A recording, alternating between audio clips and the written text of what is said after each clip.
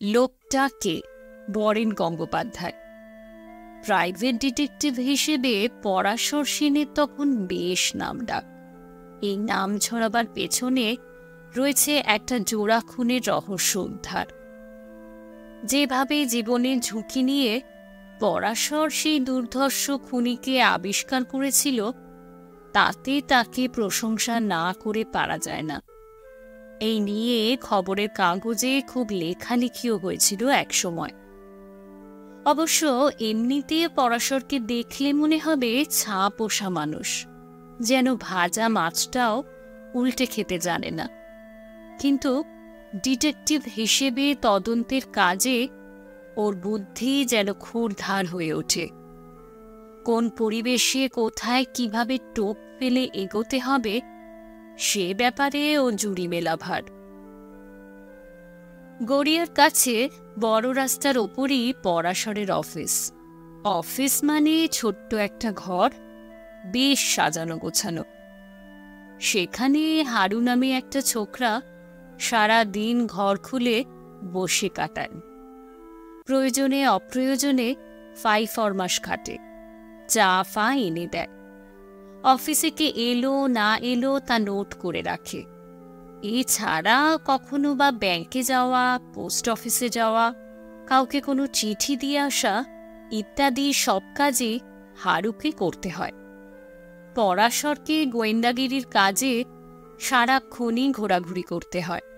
যথাবিহিত সেদিনও ছুটোছুটির কাজ সেরে সন্ধ্যা নাগাদ পরাশর অফিস ঘরে এসে ঢুকল। ঢুকেই দেখল হারু একটা টুলের ওপর বসে ঝিমুচ্ছে। কিরে হারু, ঘুমোচ্ছিস? কেমন যেন চমক ভেঙে লাফিয়ে ওঠে হারু। আগে না স্যার, আসলে বোকার মতো একটু হাসে। আসলে স্যার, সারাদিন একা একা বসে ঘুম পেয়ে গিয়েছিল। তা অবশ্য ঠিক, তোকেও আর দোষ দিয়ে লাভ নেই। সারাদিন ওরকম বসে থাকলে ঘুম পাওয়ারই কথা। ঠিক আছে, একটা কাজ কর দেখি, খাতাটা দে। কে কে এসেছিল একবার দেখে নি। আগে স্যার, আজ কেউ আসেনি, একটা মাছিও না স্যার। সে কি রে, কেউ না? হারু আবার বোকার মতো তাকায়, মাথা চুলকোয়। ঠিক আছে, তাহলে একটু চাই নিয়ে আয়। চাটা খাইয়ে তুই বাড়িও চলে যেতে পারিস। মিছিমিছি বসে থেকে আর কি করবি? হারু চায়ের কেটলিটা হাতে নিল। তারপর ছুটে গিয়ে চা নিয়ে এসে পরাশরকে একটা কাপে ঢেলে দিল, নিজেও একটু নিল। তারপর চা খাওয়া হয়ে গেলে বোকার মতো একটু হাসল আবার। কি হলো, হাসছিস যে? বললাম তো, তুই যেতে পারিস। আমি বরং একটু বসেই যাই, চাবিটা এখানে রেখে যা। হারু তাই করে, চাবিটা রেখে চলে গেল। পরাশর ঘড়ি দেখল, সবে 7টা। তার মানে এখনো সন্ধ্যাই বলা যেতে পারে। চেয়ারে হেলান দিয়ে পা দুটো সামনের দিকে টেনে লম্বা করে ছড়িয়ে বসে রইল খানিকক্ষণ। তারপর হঠাৎ কি খেয়াল হওয়ায় নতুন কেস হিস্ট্রির ফাইলটা পাশের র্যাক থেকে টানতে গিয়ে দরজার দিকে চোখ পড়ে গেল, আর সঙ্গে সঙ্গে চমকে উঠল। পর্দার ওপাশে কেউ একজন যেন দাঁড়িয়ে। কে? টান টান হয়ে বসে জিজ্ঞেস করল পরাশর। বাইরে থেকে কেমন একটা মিনমিনে গলা। ভেতরে আসতে পারি স্যার? আসুন। ওখানে দাঁড়িয়ে কি করছেন? পর্দা সরিয়ে লোকটা দরজার সামনে এসে দাঁড়ায়, কেমন যেন ইতস্তত ভাব। একটু কথা ছিল স্যার। লোকটার আপাদমস্তক একবার ভালো করে দেখে নিল পরাশর। বছর 50 বয়স, পরনে ময়লা ধুতি, গায়ে কলার ছেঁড়া শার্ট, পায়ে ছেঁড়া ফাটা চপ্পল। কিন্তু এসব যেমন তেমন। লোকটার কপালের পাশে একটা টিউমার, ছোটখাটো একটা আপেল যেন ওখানে বসিয়ে রাখা হয়েছে, আর চোখ দুটো কেমন যেন মিয়নো। কি ব্যাপার, বসুন না, দাঁড়িয়ে রইলেন কেন? বসবার জন্য একটা চেয়ার দেখিয়ে দেয় পরাশর। লোকটা এগিয়ে এসে চেয়ারে বসে। কি কথা বলুন এবার। আগন্তুক ঘরের চারপাশে একবার চোখ বুলিয়ে নিল, তারপর পরাশরের দিকে সরাসরি তাকিয়ে বলল, একটা খুনের ঘটনা স্যার। খুনের ঘটনা মানে? পরাশর কেমন সোজা হয়ে বসে। কোথায় খুন? কে খুন করল? খুন করে স্যার বডিটাকে লুকিয়ে রাখা হয়েছে।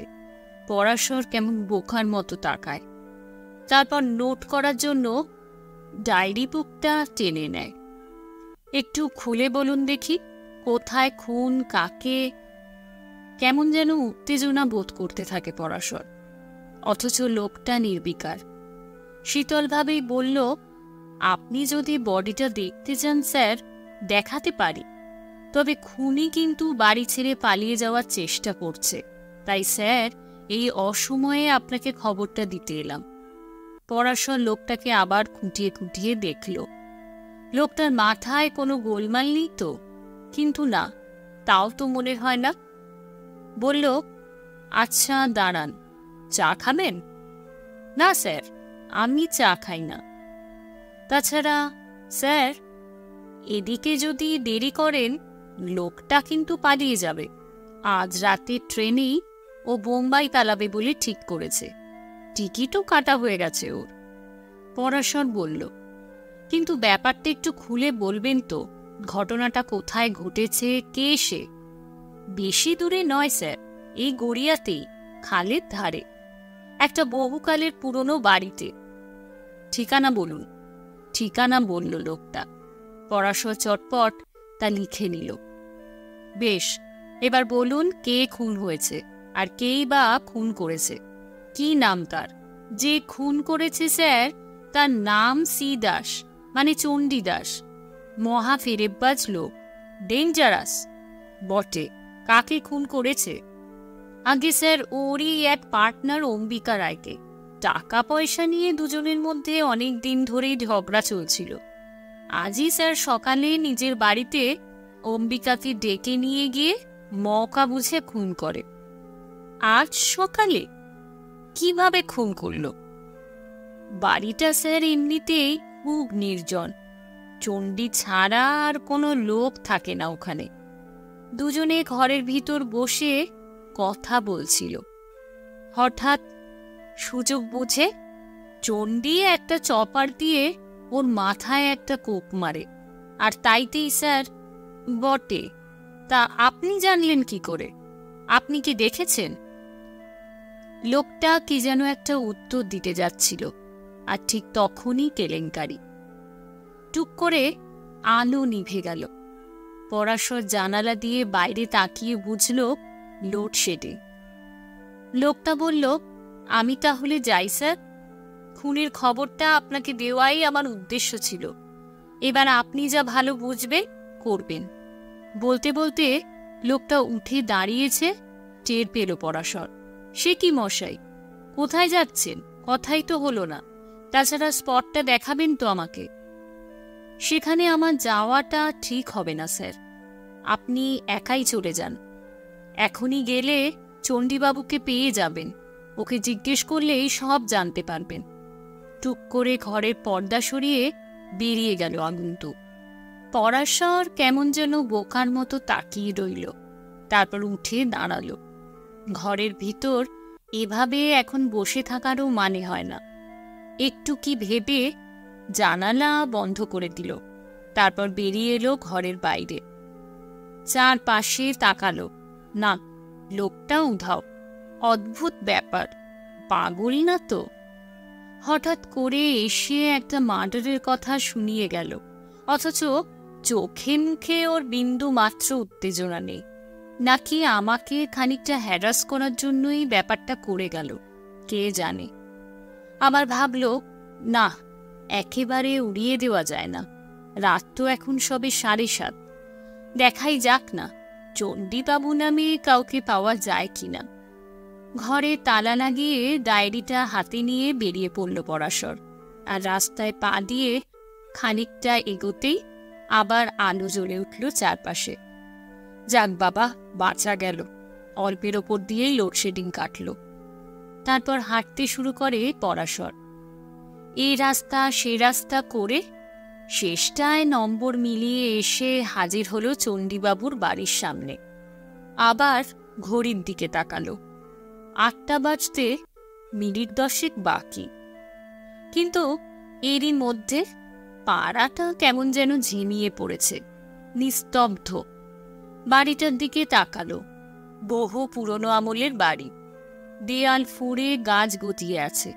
সামনের দিকে বাগানের মতো অনেকখানি জায়গা ঝোপ জঙ্গলে ভরে রয়েছে। কেউ যে এরকম একটা ভাঙাচোরা বাড়িতে বাস করে ভাবাই যায় না। পরাশর দেখল বাড়ির সব কটা দরজা জানলাই বন্ধ। তবে পাশের দিকে একটা ঘরে যে আলো জ্বলছে সেটাও বোঝা যাচ্ছে। ধীরে ধীরে এগিয়ে গিয়ে কলিং বেল টিপল পরাশর। আর কিছুক্ষণের মধ্যেই দরজা খুলে গেল। কে? পরাশর দেখল মধ্যবয়সী একজন লোক, পরনে প্যান্ট শার্ট, পায়ে শু, একটু যেন ব্যস্ত সমস্ত ভাব। আমি একটু চণ্ডীবাবুর সঙ্গে কথা বলতে চাই। বলুন কি দরকার? আমার কিন্তু একদম সময় নেই, ট্রেন ধরতে হবে। পরাশর বলল, আপনি যে বম্বে মেল ধরবেন সেটা আমি জানি। ট্রেন কটায়? ভদ্রলোক কেমন যেন একটু চমকে উঠলেন। তার মানে? কে আপনি? আপনি কি করে জানলেন আমি বোম্বাই যাচ্ছি? পরাশর মাথা ঠান্ডা রাখে।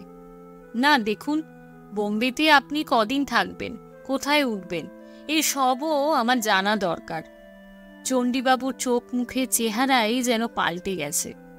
এক পলক ভ্রু বাঁকা করে পরাশরের দিকে তাকালেন। এসব আপনি জিজ্ঞেস করার কে?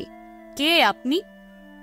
এরকম পরিস্থিতিতে কিভাবে কথা বলতে হয় পরাশরের জানা। বলল, দেখুন চণ্ডীবাবু, আপনাকে একবার আমার সঙ্গে থানায় যেতে হবে। সেখানেই জানতে পারবেন আমি কে। What do you mean? থানায় কেন? কি করেছি আমি? যান যান মশাই, থানা দেখাবেন না, আমার এখন সময় নেই, যান। বলতে বলতে ভদ্রলোক আবার ঘরে ঢুকে পড়লেন। পরাশর কেমন বোকার মতো তাকিয়ে রইল। সন্দেহটা মাথার মধ্যে বেশ দানা বেঁধে উঠল। কিছুতেই লোকটাকে এখন হাতের বাইরে যেতে দেওয়া ঠিক হবে না। কিন্তু সঙ্গে সঙ্গে আবার মনে হলো ও তো একদম খালি হাত পা। আবার লোকটা তো খুনি আসামি, ও না পারে হেন কাজ নেই। টুক করে ঘরের আলোটা নিভে গেল। নিভে যেতেই চমকে উঠেছিল পরাশর। চণ্ডীবাবু একটা সুটকেস হাতে ঘরের ভিতর থেকে বেরিয়ে এলেন। ও কি, এখনো আপনি দাঁড়িয়ে আছেন? বললাম জরুরি কাজে আমায় বাইরে যেতে হচ্ছে, এখনই না বেরুলে ট্রেন ধরতে পারবো না। বলতে বলতেই ভদ্রলোক ঘরে তালা লাগিয়ে সুটকেস হাতে সদরের দিকে এগিয়ে গেলেন। পরাশর কি করবে বুঝতে পারে না। লোকটাকে কি ফলো করা উচিত? আবার মনে হলো, ফলো করে কি লাভ, তার চেয়ে থানাতেই যাই। থানাকে ব্যাপারটা আগে জানানো দরকার। হঠাৎ পেছন থেকে কার একটা গলার আওয়াজ। স্পটটা একটু দেখে যাবেন না স্যার? কে? পরাশর চমকে উঠে পিছনে তাকিয়ে দেখে, আরে এ তো সেই লোকটাই। খানিকক্ষণ আগে ওর চেম্বারে গিয়ে খুনের খবরটা ওকে দিয়ে এসেছিল। আপনি? হ্যাঁ স্যার, আমি। চণ্ডী তো আপনাকে পাত্তাই দিল না দেখলাম। ও তো একটা ট্যাক্সি চেপে শটান হাওড়ার দিকে চলে গেল। আপনি কোথায় ছিলেন এতক্ষণ? লোকটা সেই মিয়নো চোখ। আসুন না, জায়গাটা আপনাকে দেখিয়ে দিই। খুন করে কোথায় মাটি চাপা দিয়েছে দেখে যান।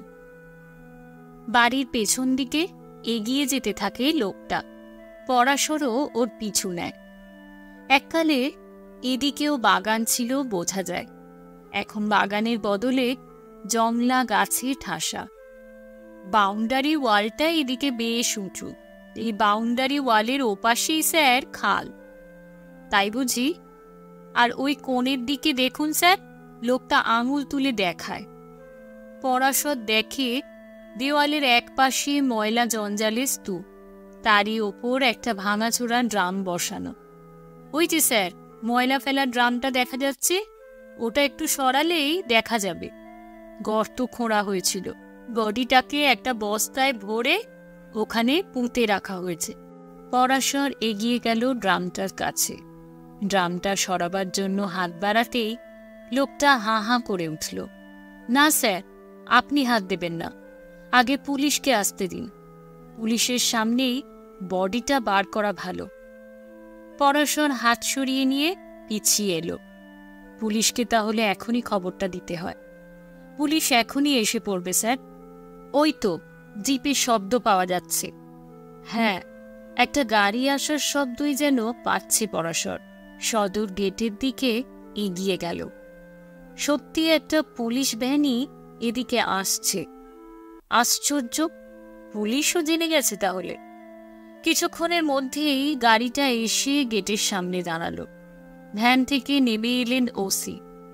এই যে পরাশর বাবু, কি ব্যাপার, তলব করেছেন কেন? পরাশর একটু অবাক হয়। তলব করেছি? কই আমি? না তো। তবে আপনারা এসে পড়ায় খুব ভালো হয়েছে। সে কি মশাই, খানিকক্ষণ আগে তাহলে কে ফোন করলো আমাদের? খুব জরুরি দরকার, আপনি অপেক্ষা করছেন, ফোর্স নিয়ে এখনই এই ঠিকানায় চলে আসতে বলেছেন আপনি।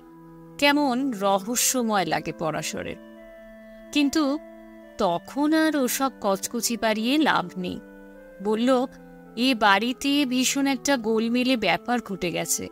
বাড়ির পেছন দিকে মাটির নিচে দারুণ এক রহস্য লুকোনো রয়েছে বলে মনে হচ্ছে। তাই নাকি? কি রহস্য? চলুন তো দেখি। খোঁড়াখুড়ি শুরু হয়ে গেল। ড্রামটা সরিয়ে খানিকটা মাটি খুঁড়তেই বেরিয়ে পড়ল বস্তাবন্দি একটা মৃতদেহ। টেনে উপরে তুলে আনা হলো বডিটাকে। তারপর টর্চের আলোর মধ্যে বস্তাটা কেটে সরাতেই চমকে ওঠে পরাশর। আরে, এ কি করে সম্ভব? পরনে ধুতি, গায়ে শার্ট। আরও আশ্চর্য, লোকটার কপালের পাশে সেই আপেলের মতো টিউমারটাও। কি হলো? পরাশর চারপাশে তাকায়। কিন্তু এতক্ষণ যে লোকটার সঙ্গেও কথা বলল, সে কোথায়? কে কোথায়? কার কথা বলছেন? পরাশর এবার ভয়ে ভয়ে তাকায়। জানেন ওসি, অবিকল এরকম চেহারারই একটা লোক আমার চেম্বারে খুনের ঘটনার খবরটা দিতে গিয়েছিল। আবার কিছুক্ষণ আগেও লোকটা এখানে এসে আমার সঙ্গে কথা বলে গেছে। অবিকল এই চেহারা, এরকম ধুতি, শার্ট, কপালের টিউমারটাও। তার মানে আপনি বলছেন? বিশ্বাস করুন ওসি, আমার মনে হচ্ছে এই লোকটার আত্মাই আমাকে এখানে টেনে এনেছে। থানায় যে ফোনটা গিয়েছিল সেটাও বোধহয় ওরই কীর্তি। তাই নাকি? পুলিশ অফিসারও কেমন বোকার মতো হাঁ করে তাকিয়ে রইলেন। তারপর সোজা হাওড়া স্টেশনে। বম্বে মেলেই পাওয়া গেল চণ্ডীকে। তাকে ধরে নিয়ে যাওয়া হলো থানায়। পুলিশের কাছে চণ্ডী স্বীকার করল বন্ধুকে সে হত্যা করেছে।